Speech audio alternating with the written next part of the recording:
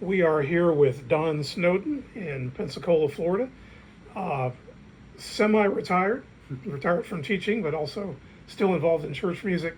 Has a long legacy over here in the Panhandle and in South Alabama of teaching, and we're excited to have a conversation with you, Don, about your teaching experience. Let's dive right in and tell me what it is. What's your band journey? How did you get started in this world, and why did that inspire you to become a band director, that sort of thing? Well, it started as self-preservation because I grew up in Bay Minette, Alabama, and I played football. That's what you did in Bay Minette, either played football or something else. Yeah. And when I was in the 5th grade, I was 4'6", and they used me as a tackling dummy. So I had to get out of it some way or another. Then the band director came around and said, would anybody like to be in the band? And that sounded pretty good to me because I wouldn't get hurt in band, I didn't think. So I auditioned, I took that little Selmer music survey, and I flunked it. And the band director wouldn't let me be in the band. And meanwhile, I still was a tackling dummy. So I started standing outside the band room door every morning. I could see him driving up in his white Dodge Dart, and he'd get out of his car and walk past me and, "Hey, Mr. Harris, how you doing?" I said, "Good boy. You know, what are you doing here?" He says, "I want to try out for band." "You flunked the test. You can't be in the band." Well, I did that for about a couple of months, and I guess he got tired of seeing me. He says, "Come on in, boy." And so I wanted to play trumpet because I heard it got all the girls, but my lips wouldn't fit into the trumpet mouthpiece. So I said, he looked over at a euphonium player who was Eddie Page and asked if we could borrow his mouthpiece, and I made a sound on it. He said, "Boy, you're going to play trombone." I said, "Okay, yeah, that's fine." Because I remembered my mother watching Lawrence Welk, and the trombone player, Bob Havens, was playing, and I was fascinated by it. So anyway, they got me a trombone. I had to stay outside in the garage the entire time for like 2 years. And it got cold in the winter. I had 2 150-watt light bulbs that I covered in aluminum foil that kept me warm. But you know, because my dad wouldn't let me be in the house. And when he finally said, "Boy, you can come into the house," I thought I was doing pretty good. So the band director was James Harris, and he's my mentor. And during the summer of the 6th and 7th grade and the 7th and 8th grade year, he gave me private lessons during the summer. It was a way he could make a little money, but it was very little money. It was $1.50 an hour. Wow. So I mowed grass for $2. So I paid him $1.50, and I had 50 cents extra to buy sweet tarts at the canteen at school, you know. So anyway, he had me playing things that college freshmen played that I didn't realize that was it. Yeah. So I kept going and kept going. My 7th grade year, I auditioned for All-State. He said, "You need to try out for All-State." And well, back then, 7th graders could audition all the way through the 12th grade in Alabama. So in our district, they took 6 trombone players. And so the first year I made 27th out of the whole district, which is, you know, not too bad. Yeah. The next year I tried out, I was 8th. I ended up one under the alternate. So I kept practicing. Jim Harris left for another school, and from that point on, I had like 1, 2, 3 band directors for the rest of my schooling. Wow. And so the 9th grade year, I auditioned for All-State. In our district, I was first. So that year in '69, they had another audition for the Red Band that played at the Southern Division of Music Educators National Conference in Mobile, and Frederick Fennell was the conductor. Oh, wow. So we went to Montgomery, and we re-auditioned 160 players to knock it down to 80. So I was lucky enough to make fourth in the ninth grade. So yeah, that was pretty cool. Yeah, I had Freddie Fennell as a conductor, and so that was a pretty big deal. And all the guys below me in the section were really mad at me because a little snotty-nosed ninth grader had beat them. Yeah. So I kept going, and my next year I didn't practice as much, and I ended up 8th in the state. 11th grade year, I didn't practice at all, thinking, I made red band 2 years in a row, and then I ended up in the blue band.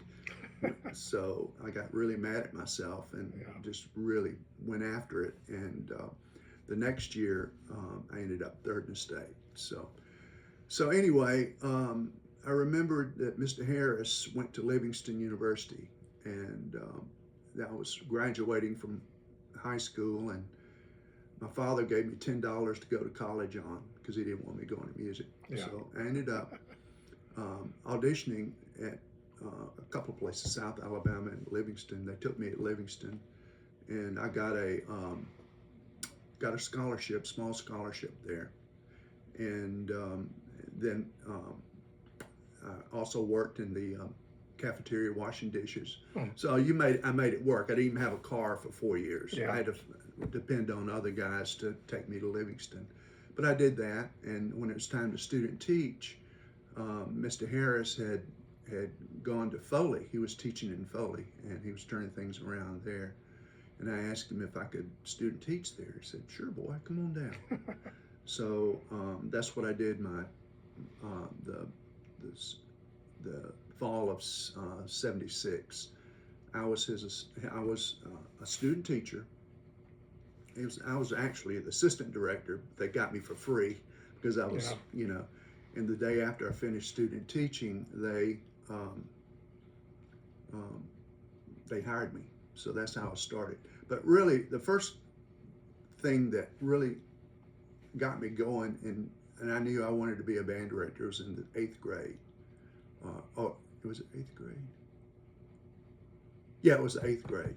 And we were having our spring concert, and Mr. Harris said, "Boy, would you like to conduct the band on a piece?" I said, "Sure."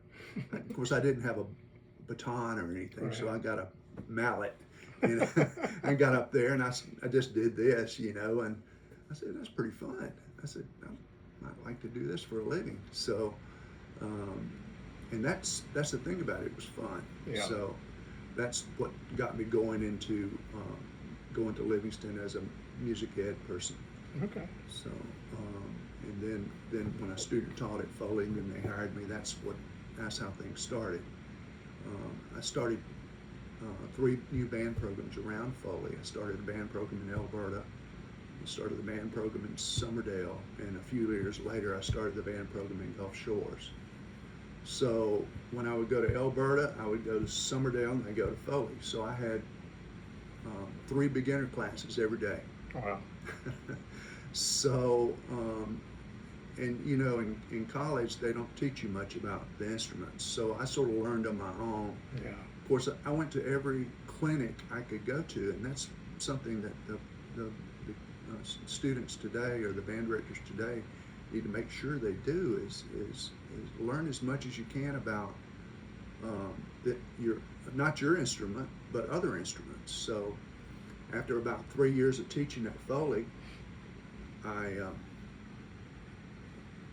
went 2 years of teaching at Foley. I went to Southern Miss to work on my master's degree, and I took classes of things that I didn't know things about. Like, we didn't have band literature or anything like that. Yeah. I took oboe and bassoon and all those instruments that were the color instruments, so I could learn more about them, so I could know how to teach students. I also asked the school at Livingston if they could give me a class in instrument repair, because I could have been out in Timbuktu somewhere, and a kid comes up with something wrong with their instrument. I had to know what to do, try to fix it. So they gave me a class in that, and that was helpful. As I remember one time, we were playing Pines the Appian Way at Foley, and the little girl was playing the English horn solo, and about 3 minutes before the concert, she comes up to me with her English horn like this and a pad. Oh no. That was desperate. I said, does anybody have any super glue? I do, Mr. Snowden. So they go out to the car and get the super glue, and I glue it back. But anyway, that was very helpful too. So anyway, the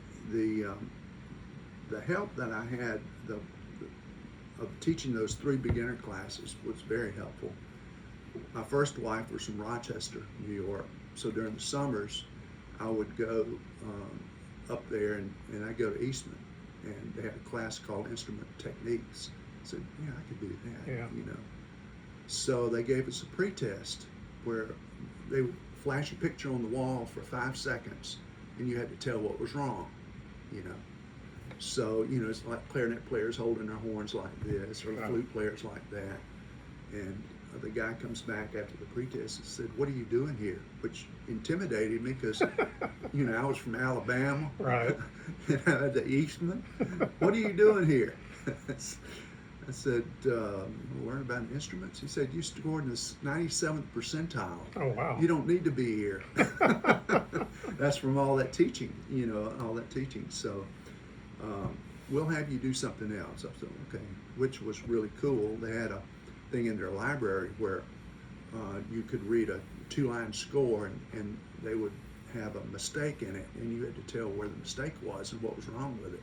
And then they'd graduate to a three-line score, 4-line score, 13-line score, and you had to hear it. And Yeah. Oh, so that was very helpful. So, but yeah, I think one of the things that students and directors, when they get out, they need to keep learning. So that's sort of what you have to do. Very cool. That's how I got into business. Gotcha. And so where all did you teach? I only had 2 jobs in my life, and 2 band directing jobs. That's impressive. When Jim Harris was there for 6 years after I got there, and he decided to leave and go to Texas and make twice as much money. So I took over in 83, and I was there until 87, and as the head director. And I hired people like Danny Doyle. I don't know if you remember him. Yeah, Danny I remember the Doyle name. and Steve Pierce, and give them a chance to grow and stuff. And I'd started playing in the Pensacola Symphony in '79, so I got to know some people over in Pensacola, and one was Joyce Sidorsky. Mm. She played oboe in the symphony at that point, and she said, "Well, we're going to have an opening. Jim Etherton had a heart attack, and he can't do the band anymore. Would you like to audition for it?" I said, "Yeah, I can think about it." So I did, and they offered me the position, but And this was at Pensacola Junior College? yeah, Yeah. Pensacola Junior College, and they offered me the position, and I would have to take a $6,000 cut in pay, and $6,000 back in the mid '80s was a lot of money. Yeah. And I had one and a half years to go to be vested in the state retirement system in Alabama. So I ended up having to tell them that I couldn't do it. So they hired the person that was 4th on the list. He was only there for a year, 2 years. He decided to go work on his doctorate, and they gave him a year's leave of absence. They came back to me, and I said, they said, "Could you take a year off and fill in?" Went to see the superintendent. He said that would be fine. So I went over there, and that first year, when I left Foley, I was teaching 436 students a day, because I taught at Foley. I was teaching from 6th grade to 12th. I was doing the whole thing, And I got to Pensacola State, or Pensacola Junior College at that point, I had 35. And I'm going, what do I do, you know? Anyway, I did a halfway decent job, and they said, would you like to be our director? I said, I want to take this other guy's job. You know, I can't do that. He said, well, he can teach music appreciation. So evidently they really wanted me. So that's how I started Pensacola State. And I did the jazz band and the concert band. And part of the deal was also conduct the Pensacola Civic Band. That was part of my teaching role. Right. After about 5 years, the department head moved up to dean, and they asked me if I wanted to be the department head. And I said, yeah, I could do that. That means I could work all year. You know, I wouldn't have to worry about that. So that's how I started. And I was there for 33 years before I retired in 2020. Right at the start of the pandemic. Yeah. Never got to do my final concerts, and you know, when I had a great college band at that point. I had 67 students in the band, and they were playing their butts off. And of course, the Civic Band the same way. So I had to postpone that last concert too. So that's how I got going in my career. Was that I've been very lucky to be able to do that. Yeah. I've had great mentors. Jim Harris is my best mentor. He's still alive, lives up in upstate New York, and with his nearest daughter. And I give him a call from time to time. And, he was a trombone player too, so so he taught me some things that I still think about today. Yeah, that's one of the things that I've always admired of you or about you is that heart for mentorship that you obviously got as a young teacher. You've also shared that with a lot of the younger directors around here in the Panhandle, and of course one of my favorite solo ensemble adjudicators that I had my students play for, because you wanted to make sure they walked out of that room a better player. And enjoying what it was they did, and I appreciate that part of it. And I still do it. I mean, yeah. When I retired 5 years ago, they asked me to be on the search committee for the new band director at UWF, and I was. And it was a spring, and there was a gal that was in the rehearsal hall practicing trombone, and she was okay. I mean, she wasn't great, but. I went in and gave her a couple of pointers, and she said, I'm going to be a senior next year. Can you help me out this summer? I said, yeah. I said, how much do you charge? I said, I don't charge anything. Oh, I want to pay you for your time. I said, I tell you what, I paid $1.50 an hour for my lessons. Let me figure out what $1.50 would be worth today, and I'll charge you that, which was $15. We ended up going an hour and a half, and she got progressively better and better and better and better. When she was in her spring of her senior year, she auditioned at Georgia and University of Maryland and Oklahoma State. She's now in her second year at Oklahoma State. She got a full ride. It was great. So I didn't realize how much I missed teaching, and so they asked me if I wanted to teach at UW. I teach trombone, so I've enjoyed that for the last couple of years doing that. You never quit teaching, you never quit learning, and you never quit music. There's no way to retire from music. When I was elected president of the Association of Concert Bands in 2007. I said that's one of my mottos is you can play music for life, and I believe that. We had Frank Iman was Pearl Harbor survivor, and I found out he was a French horn player in the Pennsylvania. And after about 7 years of doing that, he said I wanted to be a band director because I thought it was a little easier. So when I found out he was a conductor, Holly, my wife, was going to take a friend of ours who was a Pearl Harbor survivor back to Pearl Harbor. Well, the other Pearl Harbor survivors found out about it, and they said, we want to go too. Yeah. So in 2011, she raised $46,000 and got Gary Sinise to get us plane tickets to go to Pearl Harbor. I remember that. And he,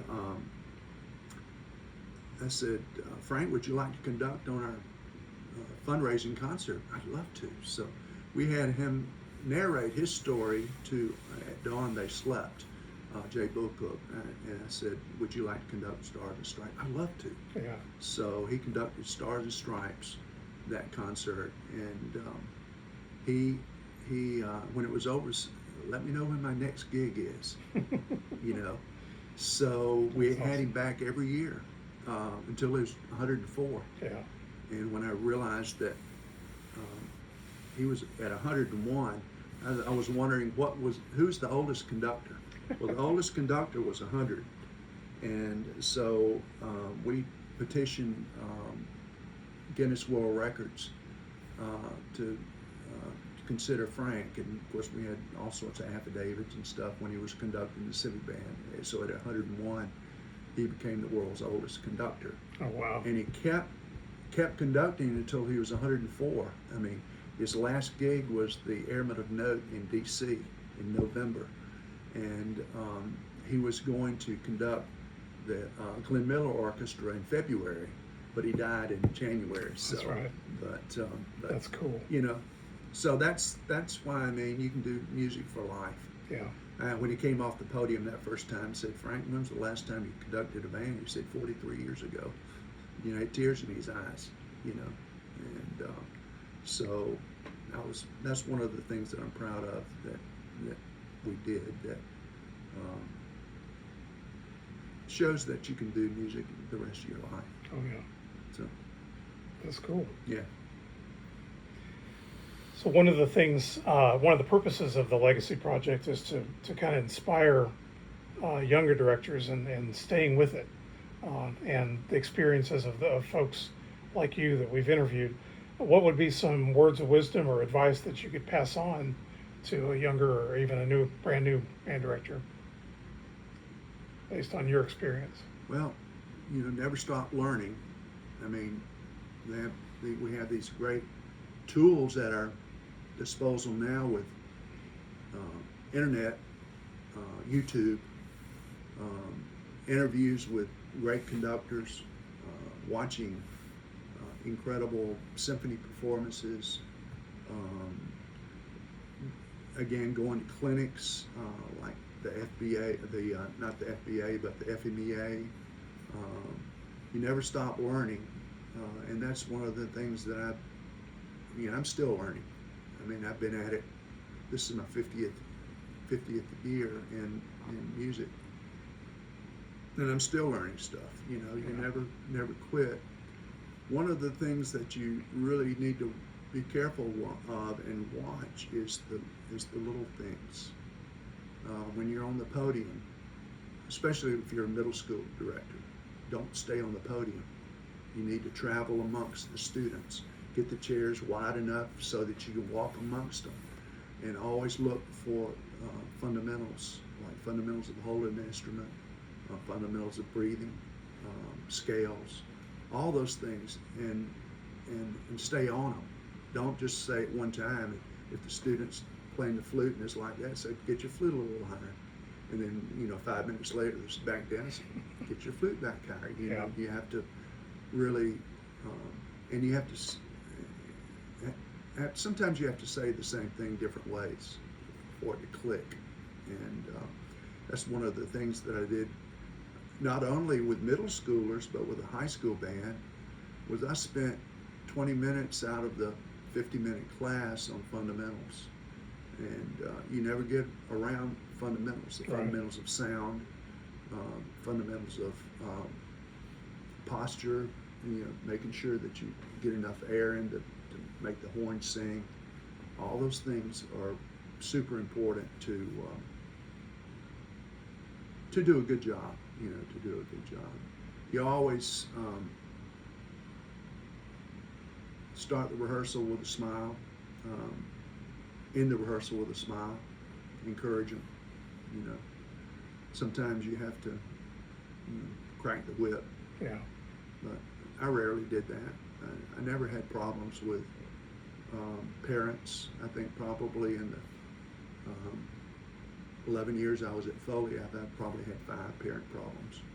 And that has to do with communication. Back then we didn't have cell phones. Right. And when we had a bus that was, had a flat tire or something like that, and we were coming back from a football game, I always had one person that if we had a way to get in touch with them, like at a gas station or something like that, they could tell the parents that were sitting out in the cars, we're going to be back at 2 a.m. Yeah. And so they didn't get mad, So communication with the parents nowadays, you can communicate instantly Yeah. with internet. So, but that's one thing that especially if you have problems with discipline problems, I always talk to the parents. And Foley back then they were all country kids, and Right. parents would take care of them one way or another. So, especially in Alberta, that was settled by Germans, and that was great. They wanted the band in Alberta to march in that Christmas parade, so we worked on that to march in the Christmas parade. We were the first group to play at the first sausage festival in Alberta. So, That's awesome. so that was a great time. Was there a moment in your career that you feel like was very pivotal that said, this is what I was meant to do? I know there were several moments in your civic band career that Yeah.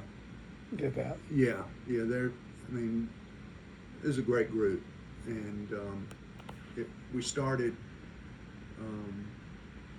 in '97.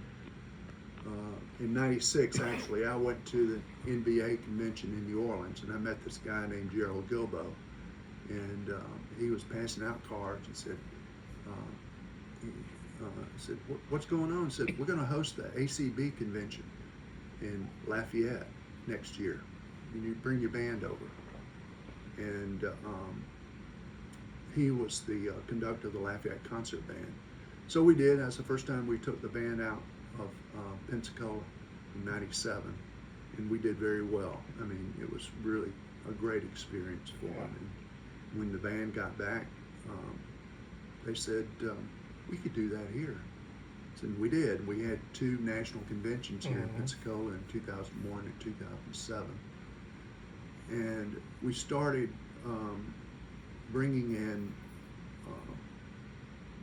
guest artists to the Civic Band. And in 2007, actually in 2006, I was involved with the Association of Concert Bands on their board.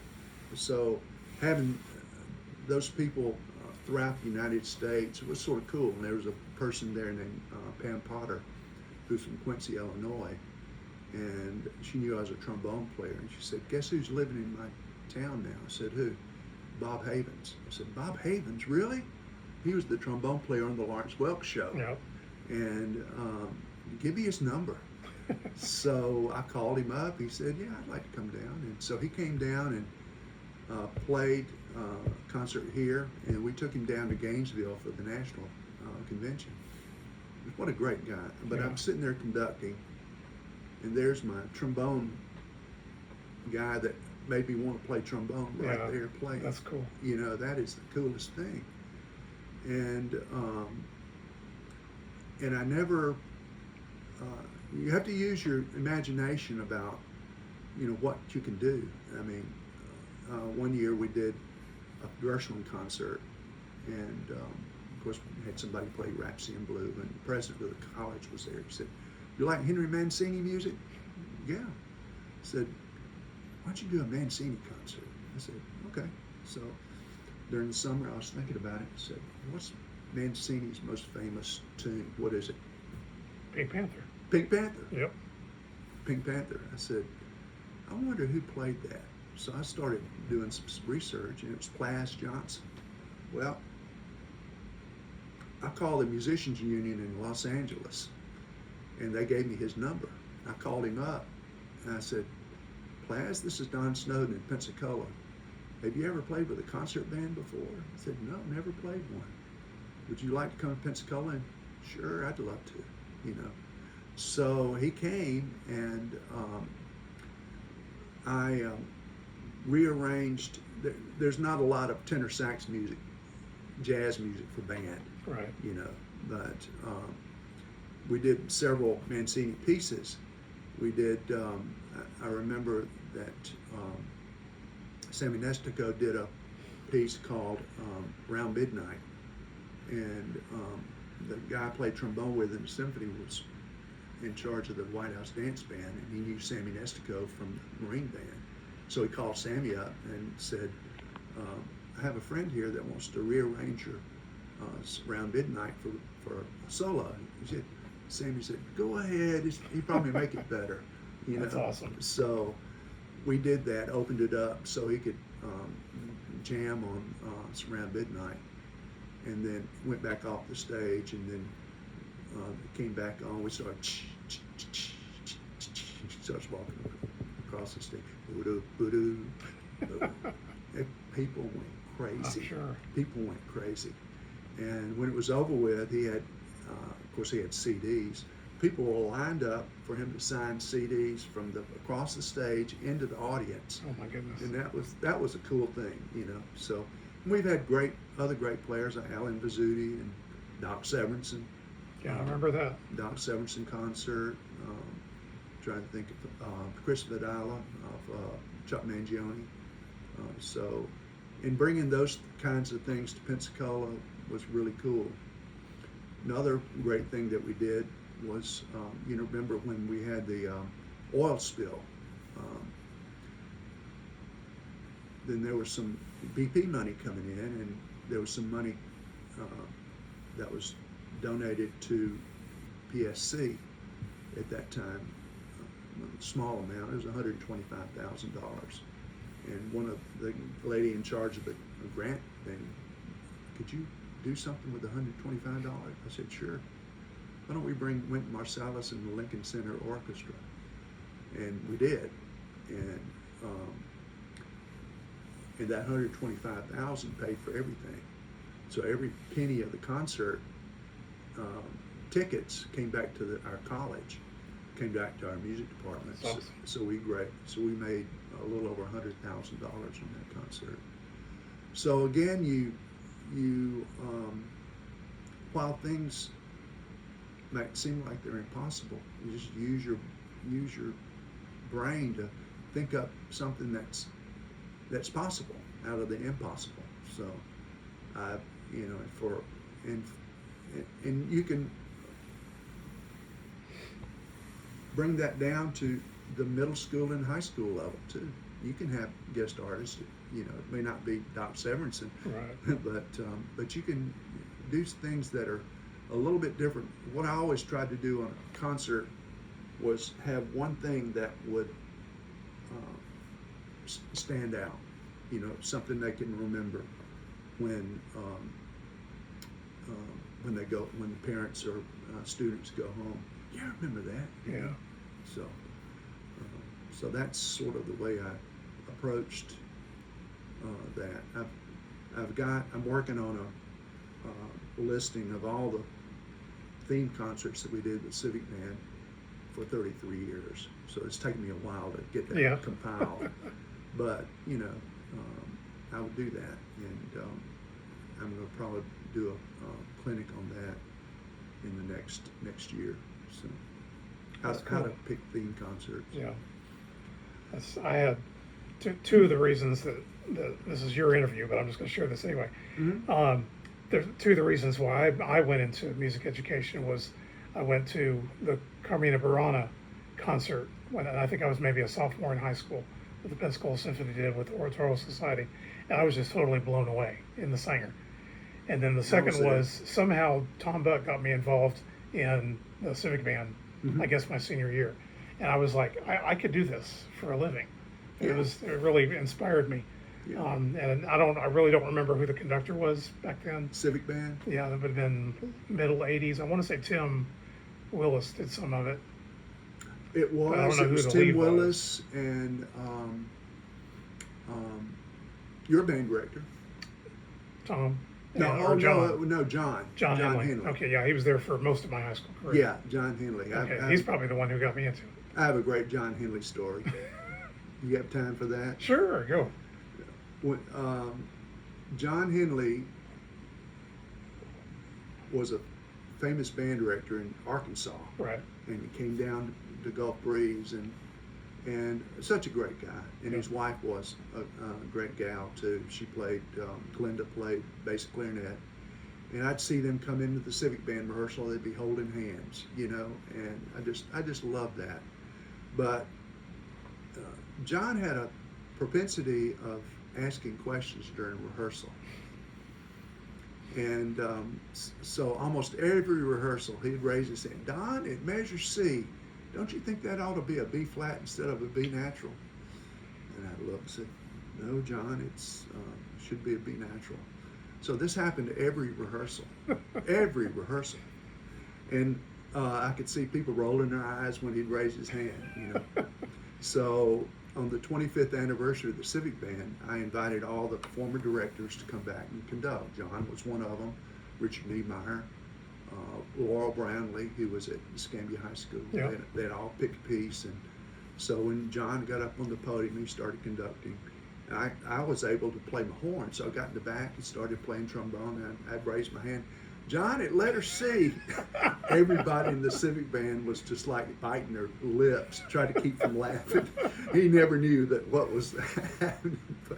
Anyway, that's my John Henley story. He's a great guy. He was a great guy. Well, tell me about the dog story. The dog that came out onto the field.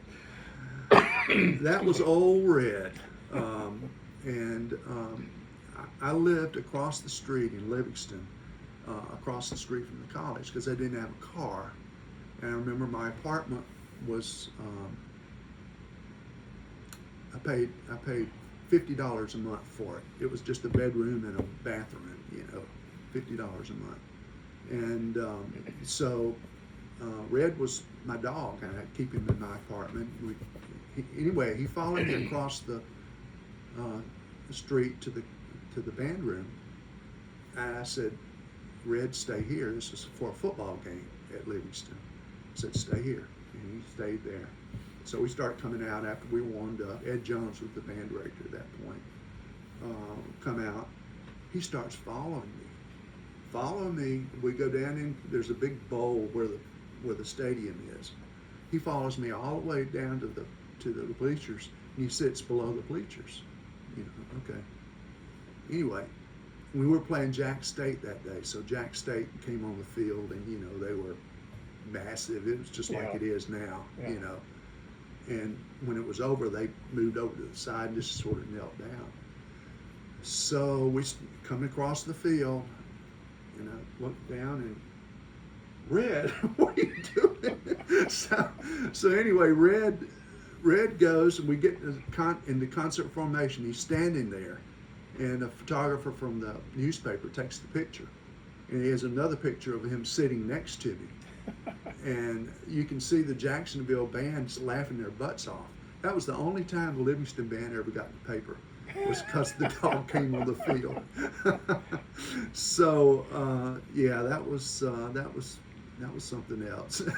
He followed me back into the stands when it was over with. So That's funny. yeah, the dog on the field. That was quite a thing. Now, you talked a little bit about all the different things you've done programming wise. What are some other ways that you kept your edge, or still keep your edge, to keep that passion for teaching music throughout your career? Well, one thing is you're never satisfied with a performance. You always strive to do 110% every day that you get up and start working. You know, there's always things to fix, and it doesn't. It's not to say that you can't enjoy a good performance. I enjoy a good performance. I've never had a perfect performance. Yeah. I don't think anybody ever has.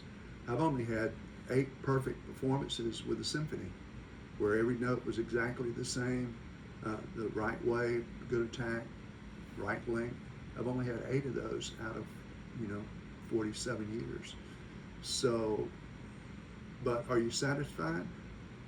Well, there's always things you can do better, and so you always strive to do the best you can do.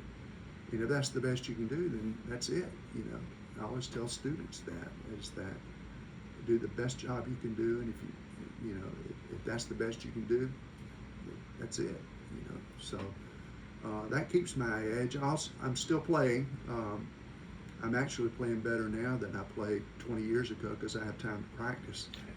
So that's fun, and being in the middle of all those great musicians with the symphony is just, I played Mahler 2 this past spring. Yeah.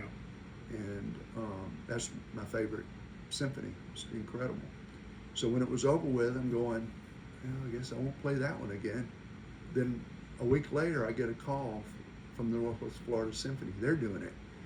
So would you like to fill in? Yeah. So I get to, something that I didn't think I would ever do again. I played it again. So, and I still get excited about music. I tell students, I said, when they have you stand at the end of a concert, that's a great feeling.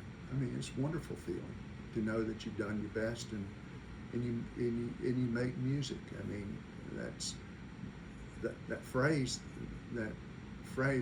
that you worked so hard on comes out, and you say something to somebody through music. That to me is important. I mean, it's that's what keeps me going. Just one phrase that sounds great, and you're communicating with somebody. That to me is what's all about. Yeah. And that's why we play music. It's not for perfection. It's for communication, communicating your feelings through music. So I still do. I still play solos at church, and I enjoy doing that. So I play in a professional brass quintet. I enjoy doing that. We have this thing with the symphonies called Beyond the Stage, where we go out into the community and play for either retirement homes or play for students in a school, or we're going to do something. Dale Regal and I are going to play some duets at, I can't remember where it is, but we're going to do it next week. So, keep things on my calendar. Yeah. And I still go out, and if I have band directors that want me to listen to them, I'm there, because one, I miss conducting band. Yeah. I really do. I miss that. And I love students. I love the energy around the students. I mean, I remember when I started in Alberta, I'd drive up that morning, and I would have 30 kids around my car. Miss Snowden, can I get your coffee? Miss Snowden, can I take your briefcase? All right, you get my coffee and you take my briefcase. And, that sort of thing was, it's wonderful. It's a wonderful feeling, that kids think that you're okay, so. Cool. Well, is there anything else that you want to share that maybe we didn't talk about? No, other than I've had a great career, and your career is what you make it. Only you can make your career. Yeah. You can have people that help you, and I certainly took as much help as I could get, from people. But you need to be creative in your thinking when you are thinking about what you want to do as far as a show or a concert or spring concert, or even what you're going to do during the summer. You have to be creative. Don't have handcuffs on you. Yeah. You can always and another thing is that make sure that you are good friends with the principal, janitor. Yep. All those people will help you. even at Pensacola State, I had a moving.